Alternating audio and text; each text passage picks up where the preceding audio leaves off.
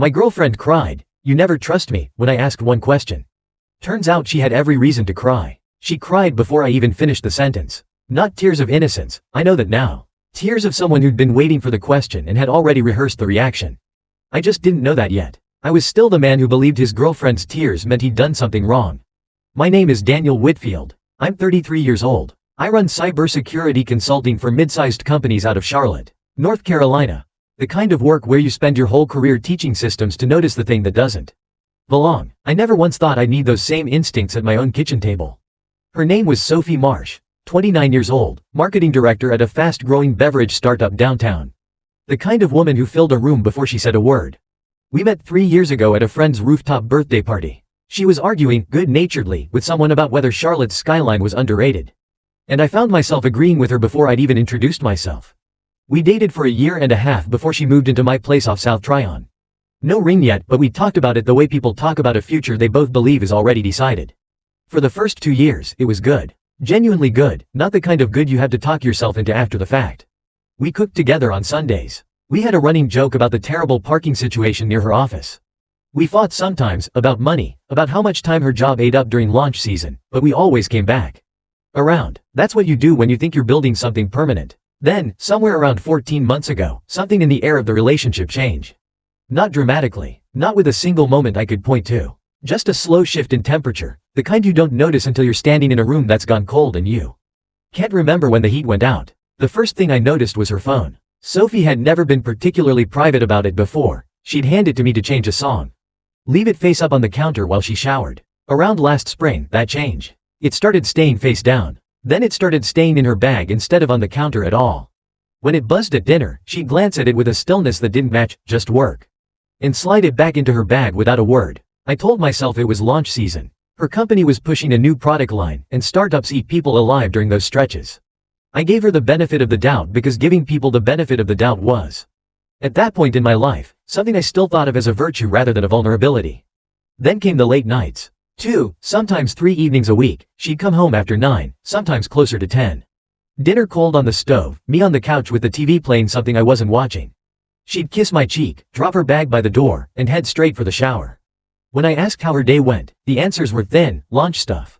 Client calls ran long, you know how it is. I stopped asking follow-up questions after a while, not because I stopped caring, but because the answers had the texture of something rehearsed. And pressing on rehearsed answers only ever gets you a better rehearsed version of the same lie. She started dressing differently for the office, too. New blouses I hadn't seen her buy. Heels that used to live in the back of the closet, suddenly in weekly rotation. A perfume that wasn't the one I bought her every birthday because I knew, specifically, which one she loved. This one was sharper, woodier, something I didn't recognize on her skin and didn't like the way it sat there. I want to be honest about something here, because the version of this story that makes me look purely wronged isn't the whole truth. I noticed all of this, and for months, I didn't act on it. I buried it. I told myself that jealousy makes people see patterns that aren't there. That trust is supposed to survive uncomfortable questions, that if I asked too soon, too clumsily, I'd be the one who broke something that might otherwise have healed on its own. So I waited. And while I waited, whatever was happening kept happening, 3 or 4 nights a week. In a life running parallel to the one I thought we shared. The moment that finally cracked the surface came on an ordinary Wednesday.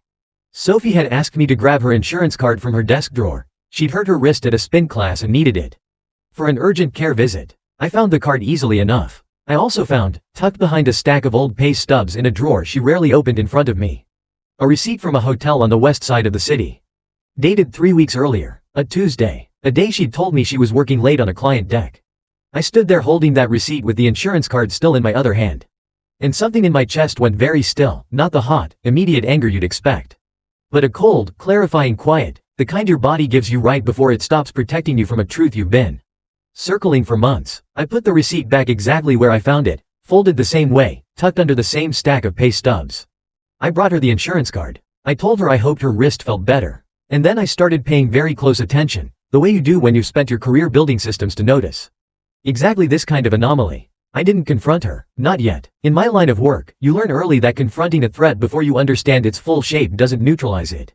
It just teaches it to hide better. If I said something too soon, she'd adjust. The late nights would become fewer and more carefully explained. The phone would go from face down to password protected to a second device altogether. I needed the whole picture before I said a single word, because partial evidence gets you a partial apology. And a partial apology is worse than none at all. It lets the other person believe they only need to confess to the part. You already know. There was another reason I waited, one I wasn't proud of at the time and I'm still not entirely proud of now. I wasn't ready to know. There's a particular kind of cowardice that dresses itself up as patience. And for a few weeks, that's exactly what I was practicing. I'd catch myself standing in the shower longer than I needed to. Replaying small moments. The way she used to leave her phone on the arm of the couch during the first year we were together, the way she'd read me funny texts from her coworkers out loud without a second thought. I kept comparing the woman who used to do that to the woman who now angled her screen away from me at the dinner table. And some quiet, hopeful part of me kept insisting there had to be an explanation that didn't require me to rebuild my entire understanding of the last year and a half. I remember one night in particular, maybe 5 weeks before I found the hotel receipt. When Sophie came home a little after 10, later than usual even by the new standard. And instead of the shower and silence routine, she sat down next to me on the couch. Tucked her feet under her the way she used to in the beginning. And asked about my day like she actually wanted to hear the answer. We talked for almost an hour. She laughed at a story about a client who tried to argue that a firewall was probably fine as is. For that hour, everything felt like it used to. I went to bed that night almost convinced I'd imagined the entire slow decline. That grief and suspicion had built a case out of nothing more than a demanding job and a woman who was simply tired. I understand now, looking back, that nights like that one were never accidents. They were maintenance. A relationship being quietly managed on the side needs occasional deposits back into the one at home. Just enough warmth to keep the primary account from noticing it's been steadily drained. At the time, I only knew that the good night made the following weeks of coldness even harder to make sense of. Because it meant she was still capable of choosing me, at least for an evening. Which made every other night she didn't choose me feel less like distance and more like a decision. So I watched. I logged, mentally, which nights she came home late and what she claimed had kept her. I noticed the new perfume showing up more often, not just on nights out but sometimes faintly on weekend mornings when she claimed to have gone straight to a spin class and back. I noticed that her laptop, which used to sit open on the coffee table while she watched TV with me, started disappearing into her bag the second she finished using it. I called my sister, Marissa, on a Friday evening from my car in the parking garage at work. Marissa is 2 years younger than me, a pediatric nurse with the kind of calm, steady voice that comes from years of delivering hard news gently. She listened without interrupting, a real feat for her, and when I finished, she asked the only question that mattered. How long have you known something was wrong? A few months, I admitted. Really known, maybe 3 weeks. And you haven't said anything to her? Not yet. There was a pause, the kind that meant she was choosing her next words carefully. Don't, she said finally. Not until you actually know what you're dealing with. Half-truths just give people time to build better lies. What I hadn't told Marissa, what I hadn't told anyone yet, was that 3 days earlier, I'd already run a passive scan of our home network. Nothing invasive at first, just a look at device activity and connection timestamps over the previous 2 weeks. The kind of baseline audit I do professionally without a second thought. What I found told me that Sophie's work laptop had been syncing to a personal cloud account late at night. On nights she claimed to be asleep beside me, timestamps between 11 p.m. and 1 a.m. 7 times over 14 days.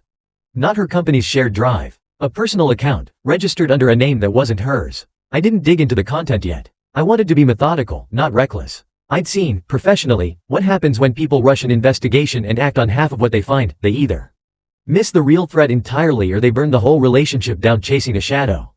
I wasn't going to make that mistake here, not with something that mattered this much. Around this time, I talked to a colleague of mine, a woman named Rachel Denning, who worked 2 desks down from me and had gone through something similar with an ex-husband a few years back. I didn't tell her it was about Sophie, I framed it as a hypothetical. The way people do when they're not ready to say the real thing out loud yet. Say someone found evidence their partner was syncing files to a personal account at strange hours. I said, over coffee in the break room. What would you actually do with that? Rachel didn't even blink. Document everything before you say a word, she said. Screenshots, timestamps, all of it, backed up somewhere they can't touch. The version of you that finds out gets one shot at reacting from a position of strength. If you confront first and gather evidence second, you'll spend the whole rest of it explaining yourself instead of asking questions. I thanked her, told her it was just a work scenario, and went back to my desk feeling like she'd seen straight through the flimsy cover story. Looking back, I think she probably had. People who've been through it can usually spot someone else standing at the edge of the same cliff, even when he's pretending he's just asking for a friend. That conversation stayed with me over the following days. I started keeping a private log, nothing dramatic, just a running note on my phone. Separate from anything Sophie could access, tracking dates, times she came home, what she'd told me she'd been doing, and whether any of it lined up with what I could independently verify. It felt clinical, almost cold, to reduce my own relationship to a spreadsheet of inconsistencies. But it also felt like the only honest thing I could do, because the alternative, trusting my gut without evidence, had already cost me months of pretending not to notice. What accelerated everything wasn't a plan. It was a Thursday evening when I came home 90 minutes earlier than expected. A client call had been rescheduled. Sophie's car wasn't in the driveway, but when I walked in, I could hear her voice already. Mid-conversation on the phone in the bedroom, door not quite closed. I stood in the hallway. I heard 3 words before the floor creaked under my weight and she went silent. Before he asks. I walked into the bedroom, jacket still on, and found her sitting on the edge of the bed. Phone lowered fast but not fast enough. She looked at me the way you look at someone who's caught you mid-sentence in a language you didn't think they spoke. "You're home early," she said. "Meeting got moved," I said. "Who was that?" "Just work stuff. Long day." I nodded, said nothing else, and told her I was going to shower before dinner. I didn't shower. I sat on the closed toilet lid with the water running in my head in my hands for 4 full minutes. And then I got up, dried my hair enough to be convincing, and went downstairs to eat dinner across the table from someone who'd just been telling somebody else, in a lowered voice, to keep something from me a little longer. That night, once she was asleep, I went into my home office and opened my monitoring software properly for the first time. This time, I didn't stop at the surface. What I found over the next 2 hours reshaped the entire story I thought I'd been living inside. Buried in the metadata of that personal cloud sync, the same one I'd flagged days earlier, was a folder of messages. Saved under a contact name that read simply, M, work contact. The messages started, predictably, professional. Within 3 weeks, they weren't. I didn't read every message. I didn't need to. I pulled timestamps. I cross-referenced them against her actual calendar. The pattern was almost elegant in its consistency. Tuesday evenings. Occasional Thursday afternoons, always logged in her real calendar as client strategy session or vendor call. Meetings that, when I checked against her company's actual project management software through a shared client dashboard I still had access to from a project we'd once consulted on together, simply didn't exist. The contact's name, buried 3 messages deep in a thread where she'd slipped and used it, was Marcus. Marcus Ellery, a creative director at an agency her company had contracted for the product launch 6 months earlier. They'd met, according to the earliest message in the thread, at a launch strategy dinner. Within 4 weeks, the messages weren't about strategy anymore. Then I found the hotel records, 3 stays over 2 months. At a boutique property 15 minutes from her office, always on days her calendar listed, vendor call, evening. I found photo metadata, GPS tagged, from images she'd sent him, not the receipt hotel. But our own house, timestamped on 2 mornings I'd been traveling for client audits in Raleigh and Richmond. I sat with that particular detail longer than any of the others. Our house. The place I'd painted the guest bedroom in myself over a long weekend 2 summers ago. The place where I thought, foolishly, that whatever was happening elsewhere was at least happening elsewhere. I closed the laptop at 1:40 in the morning and sat in the dark of my office for a long time, not moving. I thought about the version of myself that had eaten dinner across from her 3 hours earlier. Still hoping, on some quiet unexamined level, that I was wrong. That version of me didn't survive the night. What replaced him wasn't rage, not yet. It was the same cold, forward-facing clarity I bring to the worst professional crises of my career, the moment where panic stops being useful and precision takes over instead. I didn't confront her the next morning. I went to work. I came home. I ate dinner. I let 3 more days pass, watching, cataloging, letting the picture finish assembling itself the way you let a slow leak finish revealing exactly where the damage is before you tear open the wall. On the 4th day, I finally asked the one question. Just one. I'd been turning it over for days, trying to find the version of it that wouldn't tip my hand. That would give her room to either come clean or dig herself in deeper. So I know exactly what kind of person I was dealing with. We were in the kitchen. She was chopping vegetables for dinner, and I was leaning against the counter with a glass of water I wasn't really drinking. "Who's Marcus?" I asked. Just that. Calm. Almost casual. The knife stopped moving. Not dramatically. Just a half-second pause that told me everything the answer that followed tried to undo. "What?" she said, and her voice had already climbed half an octave. "Marcus Ellery, the creative director from the launch campaign. He's a vendor contact." "Daniel, why are you asking me this out of nowhere?" "I'm not asking out of nowhere," I said. "I'm asking because I saw a text thread saved under his initial. And it didn't read like a vendor relationship." That's when she started crying. Not quiet tears, full, shaking, breath-catching tears, the kind that arrive fast enough to look involuntary. She set the knife down, pressed both hands to her face, and said, through the crying, the words that gave this story its shape. "You never trust me. You've never trusted me, this whole relationship, and now you're going through my phone like I'm some criminal." "I didn't go through your phone," I said, and I kept my voice level.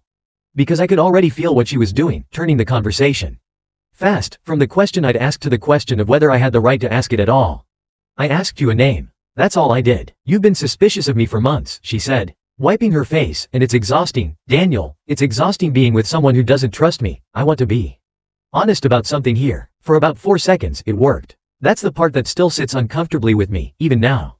For 4 seconds, standing in my own kitchen watching someone I loved cry in front of me. Some old reflex in me wanted to apologize. Wanted to say I was sorry for asking, sorry for making her feel accused, sorry for the crime of noticing. That reflex is exactly what people like Sophie count on. It's not that she was a criminal mastermind. It's that she understood, on an instinctive level, that guilt performed loudly enough reads as innocence to someone who loves you and doesn't want the alternative to be true. But I'd already read the messages. I'd already seen the hotel records, the GPS-tagged photos of our own bedroom. 4 seconds of old reflex isn't enough to undo 2 hours of documented reality. I'm not asking because I don't trust you, I said quietly. I'm asking because 3 weeks ago I found a hotel receipt in your desk drawer. Dated a night you told me you were working late on a deck.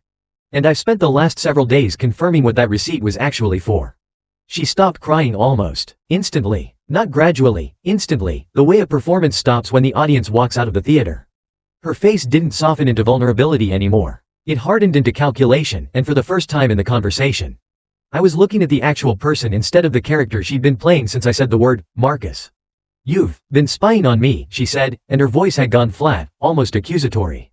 Like I was the one who'd done something wrong. I've been paying attention, I said. There's a difference. You've been lying to me for at least 2 months, maybe longer. And tonight you tried to make one question about a name into evidence that I'm the problem in this relationship.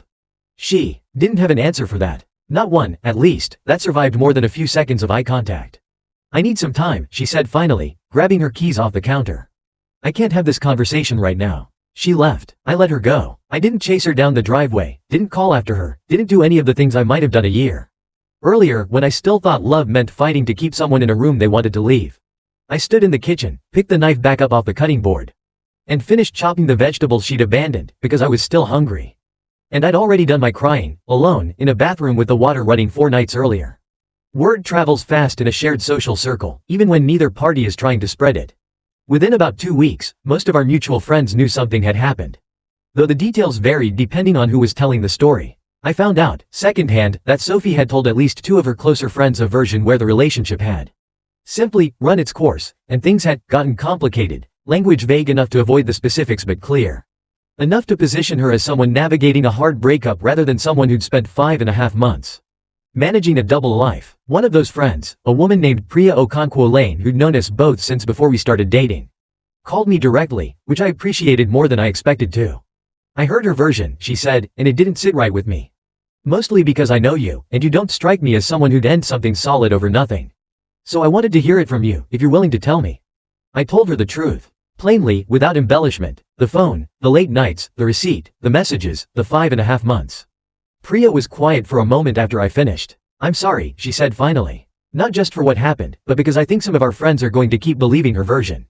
Because it's easier and it doesn't ask anything uncomfortable of them. You don't owe anyone a defense, though. The people who matter will eventually see the whole picture, and the ones who don't want to see it were never really paying attention to begin with. She was right, in the end. A few people in our circle drifted towards Sophie's softened version of events. The way people sometimes do when the truth is inconvenient and the lie requires less of them. Most, eventually, heard enough of the actual timeline, through Priya. Through Marissa, through the simple math of who started showing up to group dinners with someone new within a couple of months, to understand which version of the story had actually happened.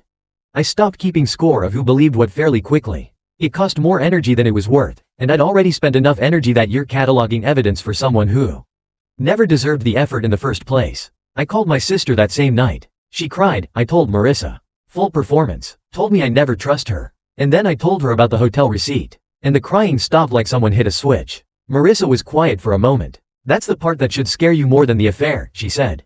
Not that she cheated. People are flawed. People make terrible choices under bad circumstances sometimes. It's that she had a whole performance ready to go, the second you asked one simple question. That's not someone who got caught off guard. That's someone who'd war-gamed this exact conversation. She was right, and once she said it out loud, I couldn't stop seeing it everywhere I looked back through the last several months. The private phone, the rehearsed answers, the 3 words I'd overheard through a bedroom door, before he asks, which told me, with a clarity I hadn't fully processed until that moment, that this wasn't a secret she was hiding out of shame. It was a secret she was managing, on a timeline, with a plan for exactly how and when I'd eventually find out. If I ever did at all. Before Sophie came back for her things, I spent one long evening doing something I hadn't planned on doing at all. Looking into Marcus Ellery himself, not out of jealousy, but out of the same instinct that makes you want to understand the full shape of a threat before you decide how seriously to take it. What I found wasn't entirely surprising, but it added a dimension to the story I hadn't expected. Marcus had a pattern: 2 agencies in 4 years, both departures quiet, both coinciding with rumors, nothing formally documented. Nothing that had ever escalated to HR as far as public records showed. But enough breadcrumbs across old industry forum posts and a couple of candid comments from former coworkers on a professional networking site that the shape of it became hard to ignore.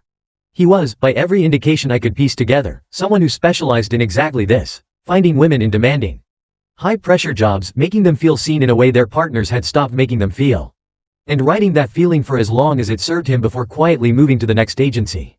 The next client relationship, the next version of the same story. Sophie hadn't been a target in some elaborate, calculated sense. I don't think Marcus operated with that kind of premeditation. It was simpler and, in its own way, sadder than that. He was good at being available in exactly the moments partners at home were distracted, tired, or absent, and he never had to work very hard to find someone in that position. Because there's always someone in that position, in every office, during every demanding season of every relationship. That knowledge didn't make me feel better about Sophie's choices. If anything, it clarified something I'd been circling without naming: she hadn't been swept away by some singular, irresistible connection. She'd been the latest in a pattern that had nothing particularly special about it. And some part of me found that harder to sit with than if it had been more dramatic. It's one thing to lose someone to an extraordinary betrayal. It's another to realize you lost them to something almost mundane in its repetition. A familiar script that had clearly worked on other women before her, in other offices, during other launch seasons. Sophie came back 2 nights later, not to apologize, but to collect some things, for a few days at her friend's place. To clear her head, I helped her carry a bag to her car without saying much. Somewhere in that quiet, functional exchange, I made a decision I hadn't fully articulated to myself until I watched her taillights pull out of the driveway. I wasn't going to spend the next several weeks in the dark, waiting to see what she decided to tell me. I was going to find out everything, on my own terms, at my own pace. The way I'd been trained to for 12 years professionally, before I ever had to sit across from her again. Over the following 10 days, I built what I can only describe as a complete forensic picture of the last 6 months of my relationship. Not out of vengeance, or not only out of vengeance, if I'm being fully honest, but because I needed to understand exactly what I'd been living inside before I could decide what to do about it. The messages with Marcus Ellery went back further than I'd initially found: 5.5 months. Not the 3 I'd first assumed. They'd met at the launch dinner, exactly as the early messages suggested, but the escalation had been fast. Within 3 weeks of meeting him, Sophie had started using a secondary personal email. One I'd never known existed, specifically to correspond with him outside of any work channel her company might have. Visibility into the hotel stays numbered 5, not 3. I'd simply missed 2 earlier ones buried further back in the metadata. All 5 fell on days her real work calendar showed nothing unusual. Meaning she'd been careful enough to keep the deception invisible to anyone who wasn't specifically looking for gaps between what she said and what she actually did. And then there was the detail that turned my stomach in a way none of the others had. Buried in a message from about 10 weeks earlier, Sophie had written to Marcus about an engagement ring. Not our future engagement, she wrote, casually, almost gossiping. About how she'd noticed Marcus's ex-fiance's ring in a photo Marcus had once shown her. And joked that she wanted something like that, eventually, from whoever ends up actually choosing me the right way. At the time she wrote it, we'd been together for over 2 years. In a home we shared, in a relationship she'd told her own mother, in front of me, that she saw a real future in. I didn't confront her with all of it immediately. I'd learned, by then, the difference between confronting someone with a fragment and confronting them with the whole architecture of what they'd built. A fragment gives them room to spin a story around the piece you're missing. The whole picture doesn't leave room for spin. There was one more conversation from that period I still think about more than almost any other. And it happened almost by accident. Sophie's mother, Linda, called me directly about 10 days after Sophie moved out. Apparently unaware that anything more serious than a rough patch had occurred. Linda and I had always gotten along well. She was warm, a little old-fashioned, the kind of woman who still sent handwritten birthday cards and asked every time we spoke whether I was eating enough vegetables. Sophie mentioned you two were having some trouble, Linda said, her voice careful, clearly hoping I'd fill in the gaps with something reassuring. I just wanted to check in. You've always been good for her, Daniel. I hope whatever it is, you two can work through it. I sat with the phone against my ear for a long moment, weighing how much to say. Part of me wanted to protect Linda from the specifics, the same instinct that makes people soften bad news for parents.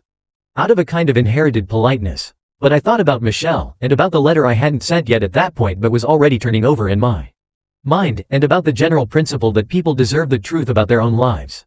Even when the truth is uncomfortable to deliver. I appreciate you calling, Linda, I said. I don't think this is something we're going to work through, though. Sophie's been seeing someone else for several months. I found out a couple of weeks ago. There was a long pause on the line. Long enough that I wondered if the call had dropped. When Linda spoke again, her voice had lost its careful warmth and gone quiet in a different way. I'm sorry, she said. I didn't know. I want you to know I didn't know. I believe you, I said, and I meant it. Linda had never struck me as someone capable of the kind of careful, rehearsed evasiveness I'd watched Sophie perform in our kitchen. Whatever Sophie had been managing, she'd been managing it, for the most part, alone. She's my daughter, and I love her, Linda said, but I raised her better than this. I'm sorry, Daniel, truly. I told her she didn't owe me an apology on Sophie's behalf, and I meant that too. We talked for a few more minutes, mostly about ordinary things, her garden, an upcoming trip she and Sophie's father were planning, and when we hung up, I felt something settle slightly that I hadn't expected to feel settled at all. Not vindication, exactly, just the quiet relief of having told one more person the truth plainly, without softening it into something more palatable, and having it received. For once, without a performance on the other end of the line. I called a friend from a professional networking group, a family law attorney named Priya Ose.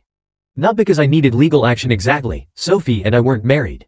There was no shared property in the traditional sense beyond a lease with both our names on it, but because I wanted to understand what my actual footing was, practically and legally, before I did anything.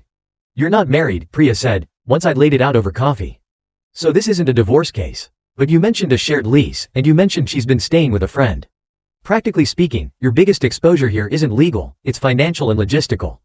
Who's actually on that lease, and who's been covering what? Both our names are on it, I said. It's been that way since she moved in. Then here's what you need to think through carefully. Priya said, pulling the legal pad toward her out of habit, the same reflex I recognized from my own line of work, the instinct to document rather than assume. If she wants out cleanly, that's actually the simpler outcome for you.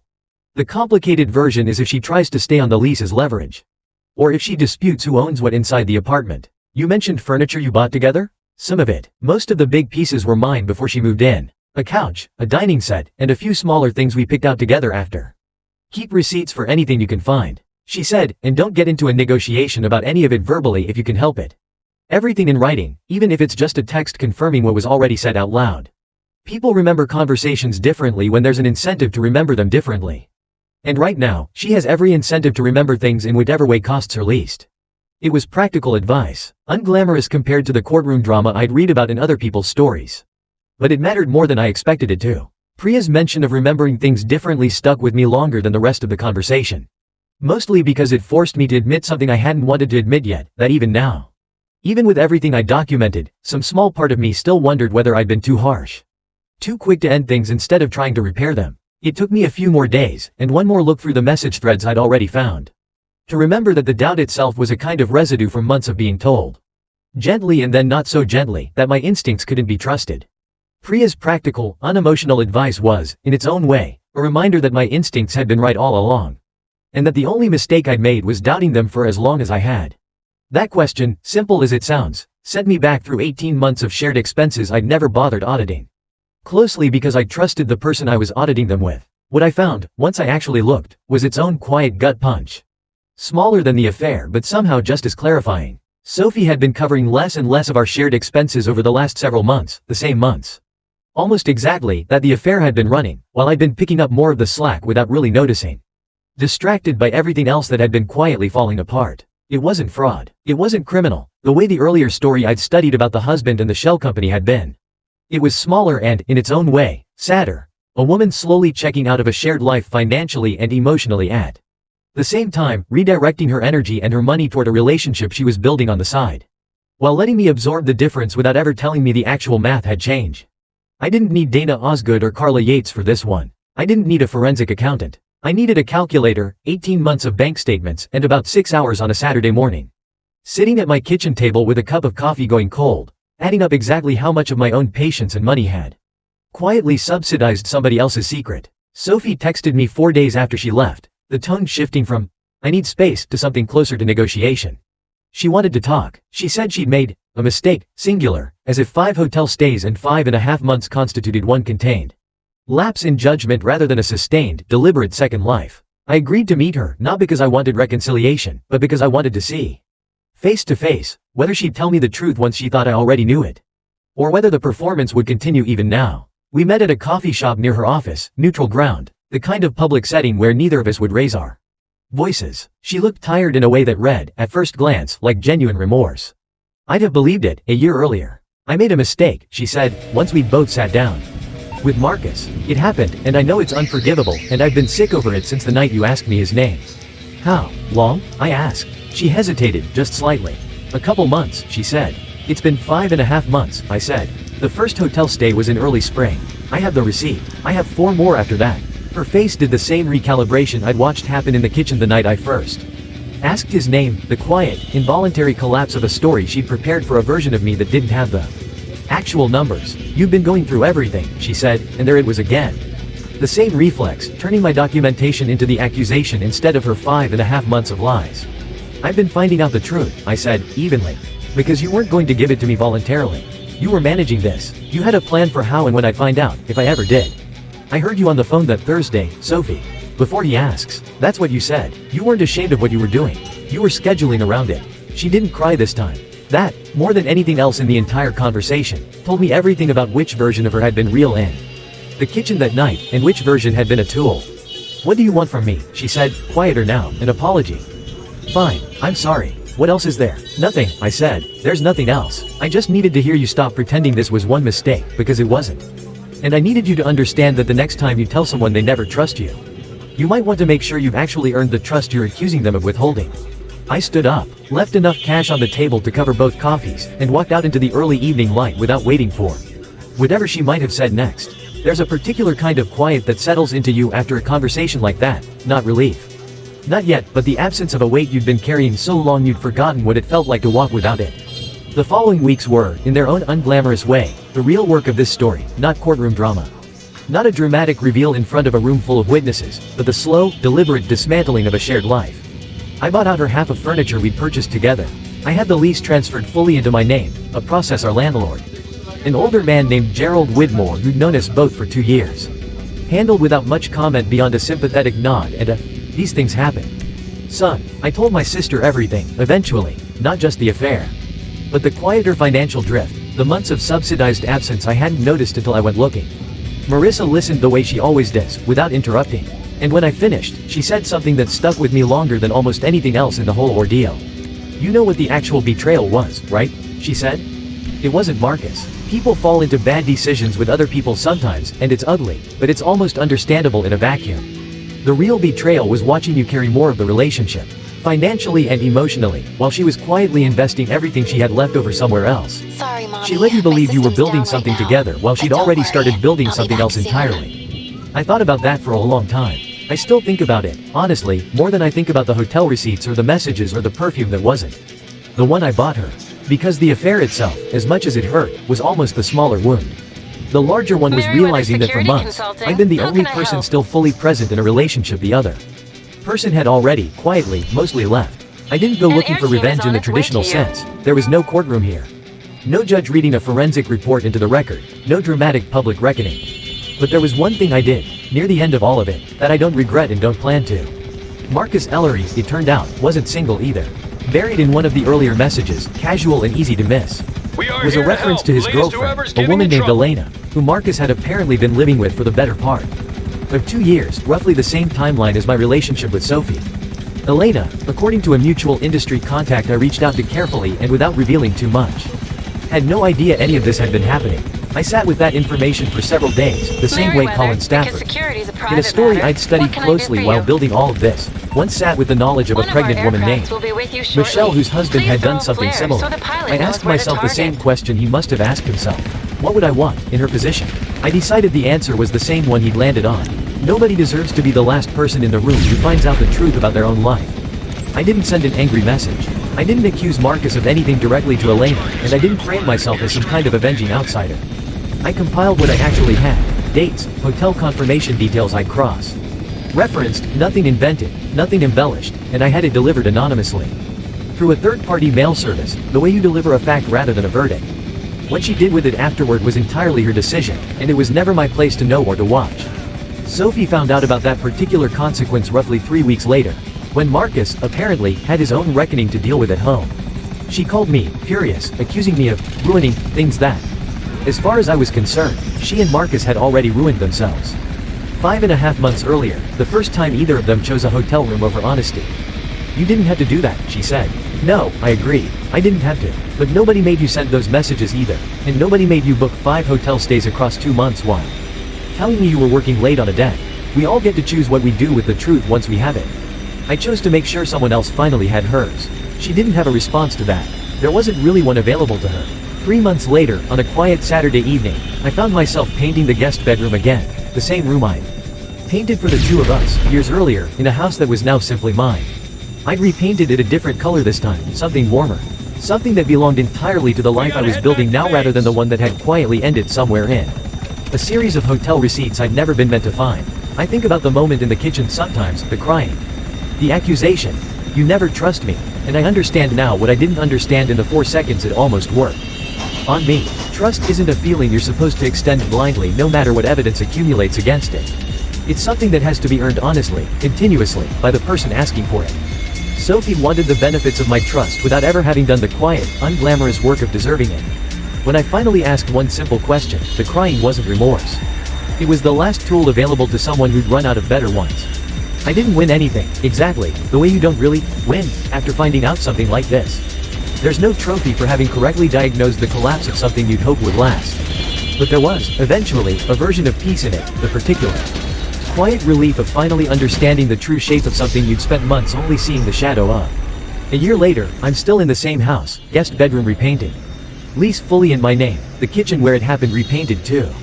Mostly because I wanted a version of that room that didn't carry the memory of a knife stopping mid-motion and tears that arrived a half-second too fast to be real. I still work the same job, teaching systems to notice the thing that doesn't belong. I just no longer believe that instinct should stay confined to the office. The first few months after Sophie moved out were harder than I let on to almost anyone, even Marissa. There's a specific kind of loneliness that doesn't announce itself the way heartbreak does in movies, no dramatic collapse, no single night of crying yourself to sleep. It's quieter than that. It's reaching for a second coffee mug out of habit before remembering there's no one else in the house to make coffee. 4. It's setting the table for 2 on a Tuesday before catching yourself and putting the extra plate away. Grief for a relationship that ended in betrayal is a strange, layered thing. You're not just grieving the person, you're grieving the version of the last 2 years you thought you actually lived, because it turns out a significant portion of it had been happening somewhere else. I went to therapy for the first time in my life that autumn, not because anyone made me, but because I noticed I'd started auditing every new person I met the way I'd learned to audit network traffic. Watching for inconsistencies, timestamps, gaps between what someone said and what could be independently verified. My therapist, a calm, unhurried woman named Dr. Patel, told me something in our 3rd session that I still think about. The instinct that helped you find the truth isn't the problem, she said. The problem would be letting it become the only way you know how to love someone. Vigilance kept you safe. It shouldn't have to be the price of admission for everyone who comes after her. It took time to actually believe that. Longer than I expected. For a while, I dated no one, not out of heartbreak exactly, but out of a kind of exhaustion, the sense that I'd used up a year's worth of trust in advance and had nothing left to extend to someone new. I threw myself into work instead, took on 2 new contracts, expanded my consulting practice into a second city. It felt, for a while, like building something solid and verifiable was easier than risking something that could quietly hollow itself out again without my noticing. Sophie reached out twice more after our coffee shop conversation. The first time was a long text, several paragraphs, explaining context I hadn't asked for, how the launch season had left her feeling invisible, how Marcus had seen her in a way she felt I'd stopped seeing her, how she wasn't asking me to forgive her, just to understand that it wasn't only about him. It was about something missing in us before he was ever in the picture. I read it twice. Some of it, I'll admit, wasn't entirely wrong. Launch season had swallowed a lot of her attention, and I hadn't always noticed when she needed more from me than I was giving. But understanding why a house catches fire doesn't change the fact that someone still has to have struck the match. And struck it repeatedly, for 5.5 months, while telling me the smoke wasn't there. I didn't respond to that message for 3 days. When I finally did, it was short. I told her I hoped she found whatever she'd been missing, genuinely. And that I wished her well, and that I didn't think either of us needed to keep explaining the same 6 months to each other on a rotating basis. She didn't write back after that, and I didn't expect her to. The second time she reached out was almost 8 months later. A single line asking how I'd been, sent, based on the timestamp. At 11:40 on a Tuesday night, the same kind of hour, I noticed that used to carry a very different meaning in my life. I didn't respond to that one at all. Some doors don't need slamming. They just need to stay quietly closed. I ran into Marissa's friend, a woman named Claire, at a mutual gathering the following spring, steady. Direct, unhurried in the way she talked, the opposite of performance. She worked in structural engineering, oddly enough, a field just adjacent enough to my own that we spent the first 20 minutes trading stories about clients who didn't understand why the thing they wanted built wasn't actually possible within the laws of physics or code compliance. We talked for nearly 2 hours before either of us mentioned anything about our own histories. And when we finally did, it came out easily, without the careful management I'd grown so used to reading for in someone else. I didn't tell her the whole story that first night, and I'm in no hurry now. Months later, to compress the last year of my life into a single dinner conversation just to prove I'm healed. Some things take longer to say out loud than a first date allows for. And I've learned, the hard way, that the people worth trusting are the ones who don't need the whole story on day one too. Prove they're not the kind of person who'd need it hidden.